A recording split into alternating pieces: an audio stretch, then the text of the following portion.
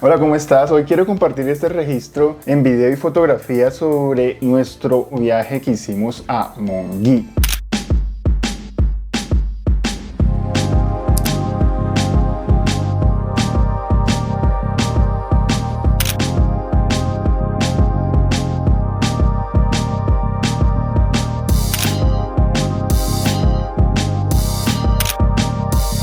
Creo que vale la pena mostrarte un poquito de lo que caminamos en este lugar. La verdad fue mucho lo que caminamos, pero pues te lo voy a mostrar muy breve. Además de que quiero compartir contigo un reto personal que nos tomamos de ir al páramo de Osetá.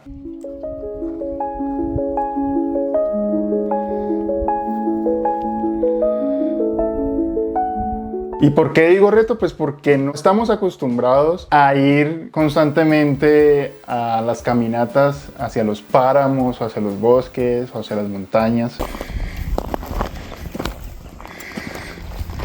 Y para esta aventura pues me acompaña mi compañera de vida, mi compañera de viaje, Anita. Ritmo sabroso de mi tanga. Ritmo sabroso de mi tanga.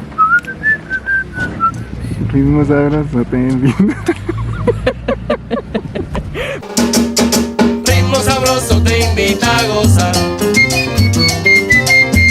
Ahorita no vas a creer que nosotros somos full sedentarios y que mantenemos aplastados y no hacemos este tipo de actividades. No, sino lo que pasa es que como trabajamos en oficina, mantenemos sentados y hace un tiempo largo que paramos de hacer esto, pues el cuerpo se resiente, ¿no? El cuerpo necesita reactivarse.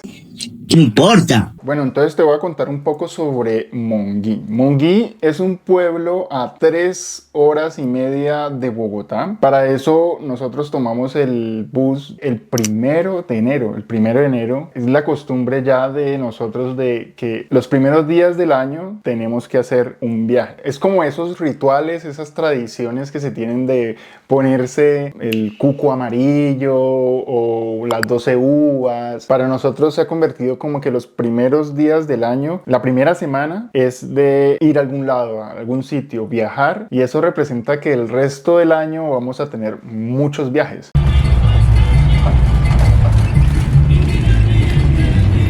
Ahora sí retomo. Para llegar a Monguí, sea de donde sea, yo creo que tienes que llegar a Sogamoso, y en Sogamoso tomas un bus o una buseta que te lleva a Monguí. O pues si vienes en auto o en moto, pues es mucho más fácil. Solo prendes el Google Maps y te lleva directo. Pero regularmente la ruta es desde Bogotá a Sogamoso, Sogamoso a Monguí. Monguí es catalogado uno de los pueblos más hermosos de Colombia y pertenece a la red de pueblos patrimonio de Colombia. Y todo esto por su riqueza histórica y también de la arquitectura que tiene. Conserva mucho esa arquitectura colonial, ya que el pueblo fue fundado en 1601. Tú te imaginarás la historia que tiene este pueblo, además que ha sido influencia para otros pueblos de la zona. Y algo llamativo del pueblo es que es conocido como la tierra del balón o la capital mundial del balón, pues porque hacen balones.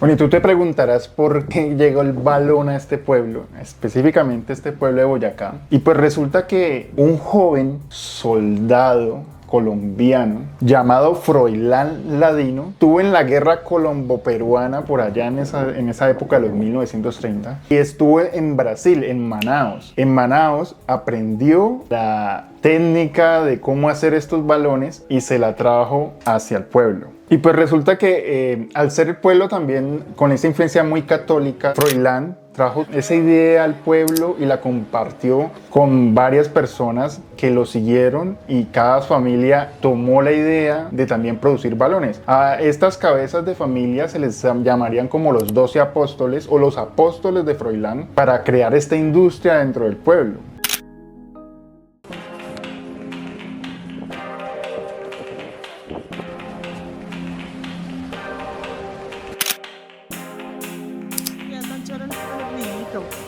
Ahí, ese charquito está chévere.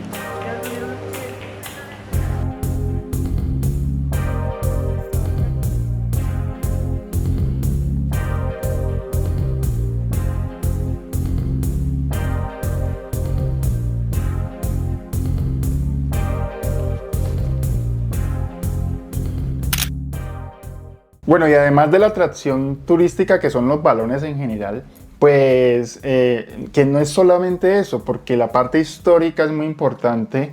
Está el puente Calicanto, la basílica, el convento. El pueblo también tiene miradores y sobre todo tiene la cercanía al páramo de Osetá, del cual pues también viene este video que te estoy compartiendo.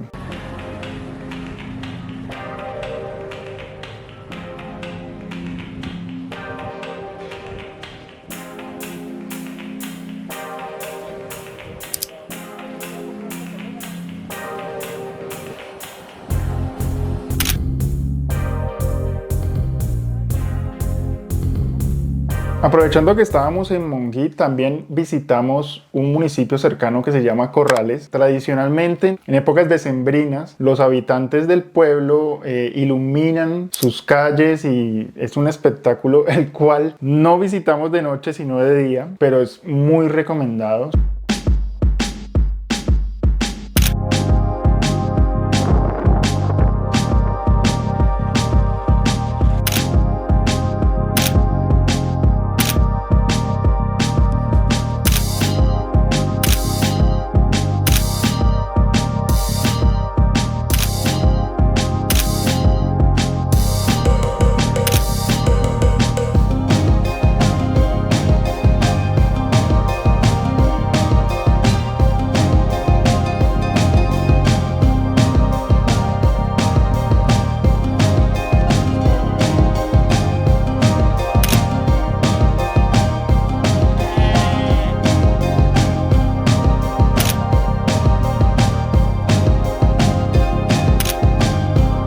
Nosotros estuvimos el 1 de enero y el 2 de enero en el pueblo, y ya el 3 fue que subimos al páramo. Contratamos los servicios de unos guías locales, los cuales fueron recomendados también en el hostal donde nos quedamos.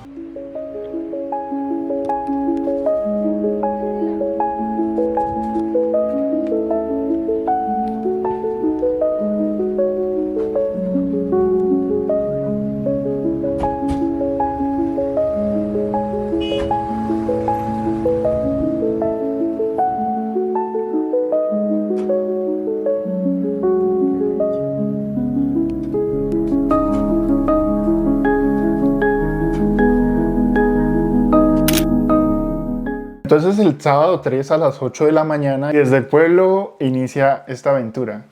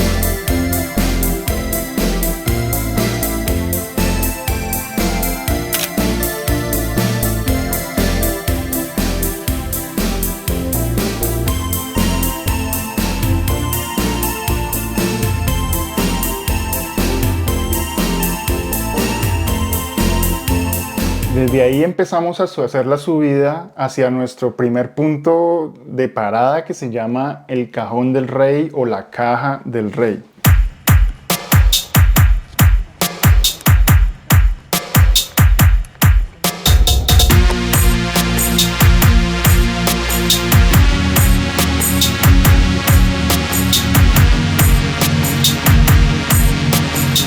La Caja del Rey o el Cajón del Rey es este monolito con estas franjas rectas, el cual parece hecho por los mismos indígenas o de hecho tiene como una historia de misterio, de secretos, de tesoros, el cual hace parte de esta cultura muisca. Nuestro guía también nos comentaba el posible uso que se le daba a este espacio. Un lugar que para pues, los muiscas era sagrado porque era una de las abuelas protectoras del territorio. Alguna vez con un mayor del Cauca vino, nos acompañó y hablábamos, donde él decía que pues, desde su perspectiva veía que al parecer esta era una zona pues, donde venían a compartir palabra la comunidad de esta zona.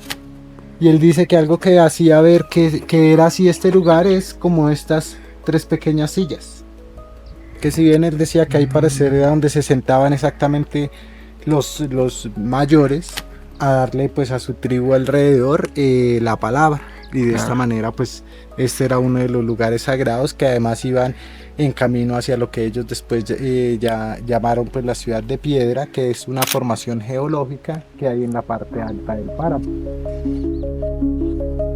En este momento la altitud en la Caja del Rey es de unos 3.400 metros sobre el nivel del mar. Nuestros guías fueron muy amables de brindarnos a nosotros, de hecho aquí lo tengo, un poco de hojas de coca en caso de que nos diera mal de altura. Nosotros no tuvimos que masticar hoja, nos fue muy bien durante el ascenso y el descenso. Fue también por la paciencia del guía, el cual tú vas con calma, no estás azarado por la persona, te va guiando, te va contando historias del lugar y también te va enseñando sobre los tipos de plantas que vas encontrando en el camino y puedes preguntar lo que quieras. Bueno, en el caso de Rodrigo, que fue nuestro guía, fue muy amable con todo lo que fue el recorrido que nos hizo hacia el páramo. Lo que ves aquí es la Peña de Oti, el lugar donde se extrajo la piedra con la cual se creó la Basílica de Monguí.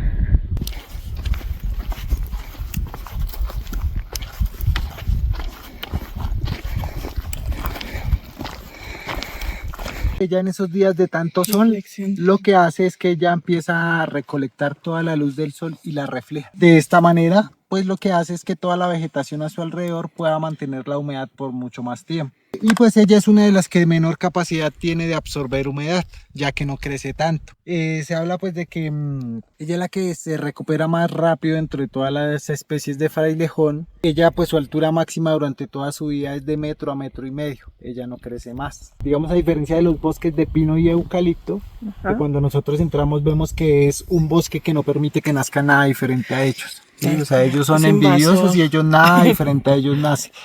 En cambio, en el bosque alto andino nosotros nos damos de cuenta que las plantas crecen una sobre otra y todas se permiten su desarrollo. ¿Sí? No se están ahogando entre unas y las otras, porque todo el propósito de las plantas es uno, y es recolectar agua. Entonces ellas, cuando las nubes bajan, empiezan a capturar todo eso, y estos musgos son los que empiezan a guardar y retener esa agua. Entonces hay plantas como esta que ya las vemos que están creciendo acá, entonces lo que hacen es hacer reflejar esa luz y así pues mantener el clima un poco más apto para mantener la humedad. Y estos de aquí, esos eran los que antes recolectaba la gente para los peseros, ¿no es cierto? Liquen, sí. El pesado. El liquen y los Menos mal musgos y está aquí. la barba de viejo. El mortiño. Sí, que no a todo el mundo le gusta. ¿Por qué? ¿A qué sabe el mortiño? Es seco.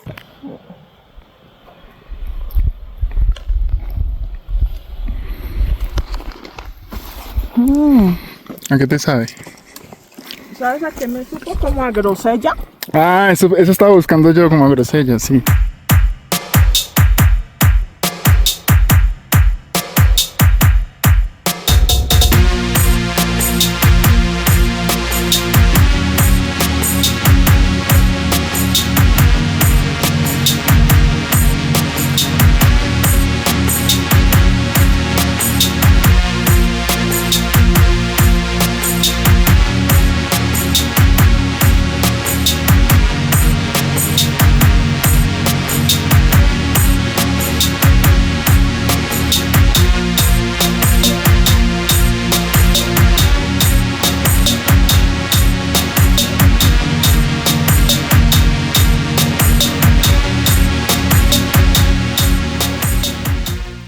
Ella se encarga de darle el nitrógeno que necesita la tierra, luego por medio de sus vellosidades empieza a absorber el agua como lo podemos ver acá y empieza a guardarla.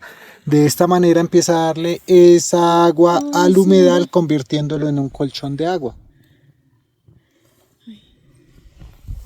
Lupino. Y O con estas, su nombre popular que es el chocho. El chocho. y estas sigue siendo pasto. Sí, esos son pastos. Yo tengo como una... Es que como acá ya no hay ganadería, este es un predio del municipio. Entonces como aquí ya no hay ganadería, el pasto crece y se seca. Entonces ahí ya está el pasto seco.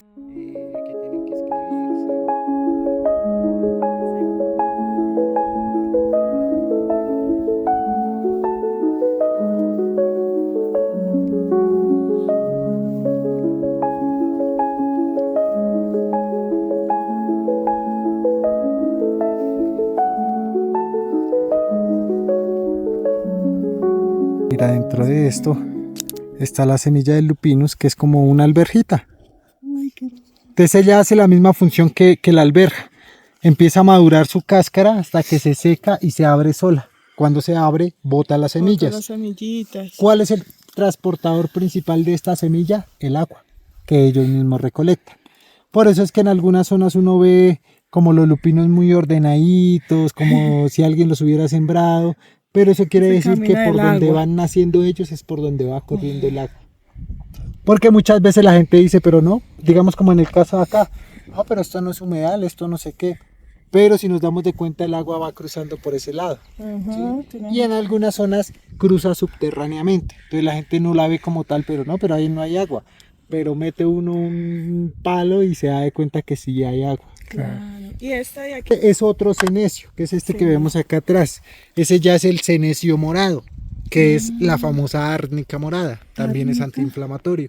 Pero digamos que aquí la que más usan es la de flor amarilla porque es como la que más fe le tiene la gente. Estos son chicorias, mira, todas estas. Y hay en ocasiones en que uno sube y todo el mundo es como, ay, pobrecita, no la quiero pisar, pero hay tantas que como que terminan pisándolas. Y pasa uno al día siguiente y las flores están así abiertas como si nada hubiera pasado. La mayor parte de muchos de los árboles hacen la función de un diente de león. Se esponjan y de esa manera es para que el viento lleve fácilmente sus semillas.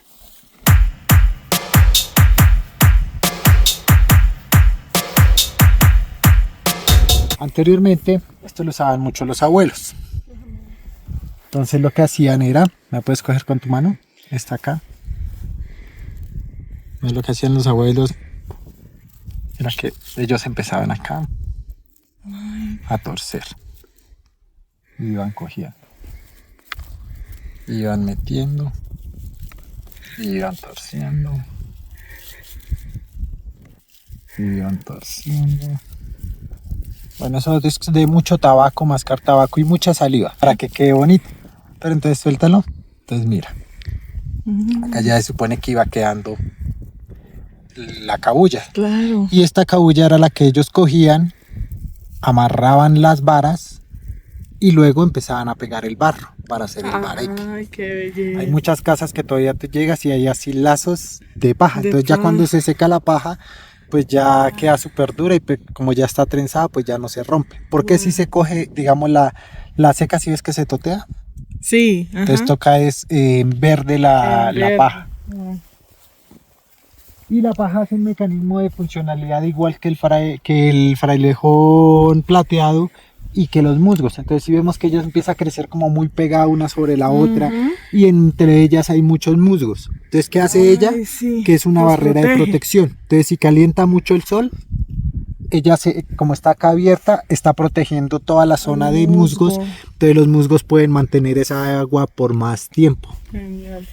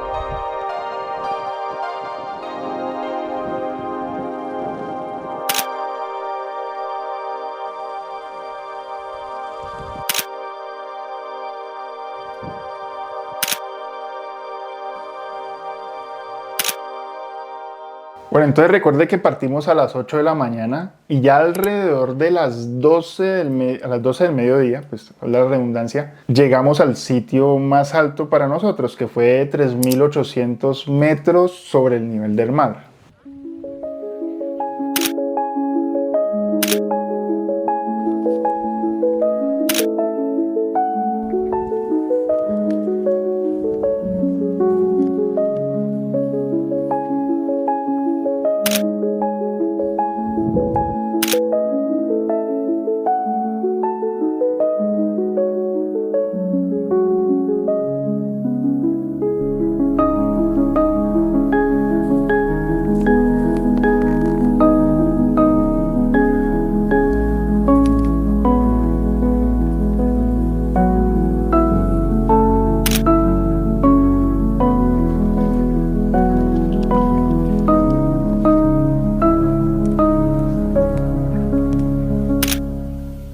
Bueno, y una vez ya tomamos el descanso de unos 30 minutos, quizá fueron, retomamos ya el descenso de la montaña, y el cual fue obviamente mucho más rápido que el ascenso.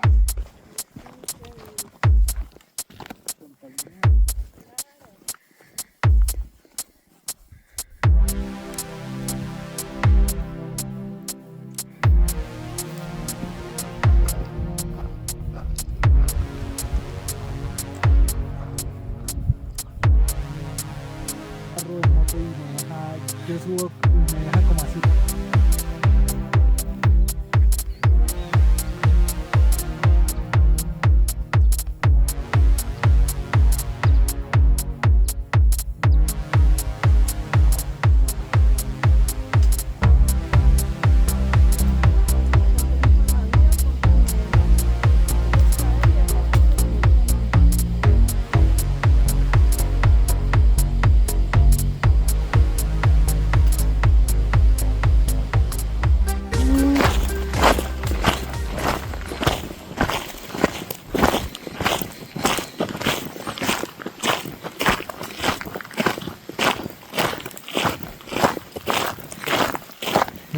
entramos por la vereda del Vallado y esta es la vereda de Pericos. Y nos hizo un día maravilloso, como pudieron ver, muy soleado, había nubecitas de vez en cuando, fresco. Ya llegando al final fue que nos empezó a llover, o sea, ya menos mal no nos tomó arriba la lluvia. Fue al final ya cuando nos estaban recogiendo, preciso, o sea, el momento preciso para subirnos al auto y retornar al pueblo. A buena hora.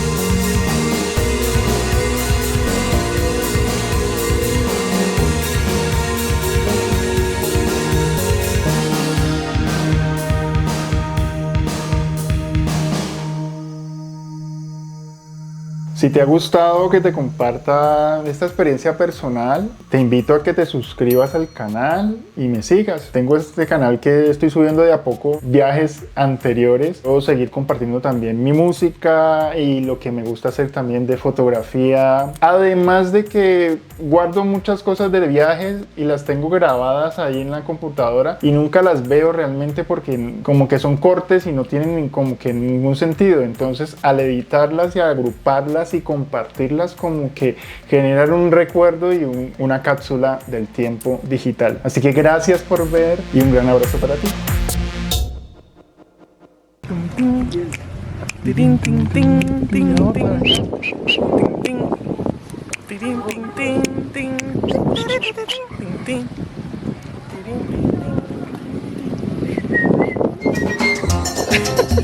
Te invita